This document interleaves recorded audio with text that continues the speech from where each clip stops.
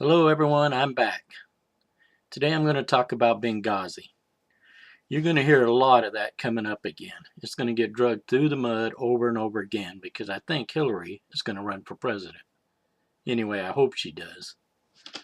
The thing about Benghazi, the part that you're not going to hear about, is the Republicans part of the Benghazi. Their hands are soaked in the blood of those people that died. See, in 2011, they cut the budget for guarding embassies by over 100 million. In 2012, they cut the budget for guarding embassies by over 300 million. But they're not going to ever bring that up. They're just going to keep blaming the Democrats. Why weren't they this? Why weren't they that? How come you didn't have more guards there? Well, maybe the fact that you took all the funding out of it, so there was no money to have guards there. Maybe that had something to do with it. Why don't you ever bring that out? How come there's not an investigation into that? So Benghazi, I think, has more blood on Republicans' hands than it does Democrats. But Democrats don't get a free walk on this because where they screwed up, and you see people do it all the time, right wing, left wing, politicians, and just regular people, is in the cover up. They tried to figure out a way to make it look like, oh, it wasn't that bad. What they should have done is the very first thing come out and said, listen, our embassy was attacked.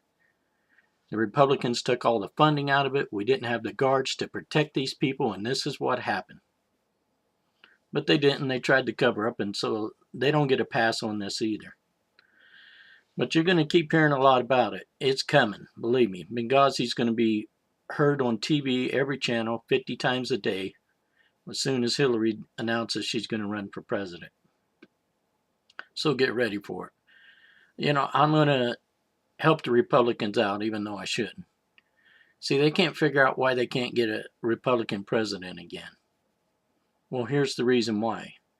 It's because you only come out for what you're against. Instead of bashing, why don't you come out for what you're for? What do you want to do? You think maybe it's because if you actually told people what you really wanted, what you're really for, you would never get elected. I think that's it. Anyway, this is Randy reminding you, be careful. Don't follow the far right to hell.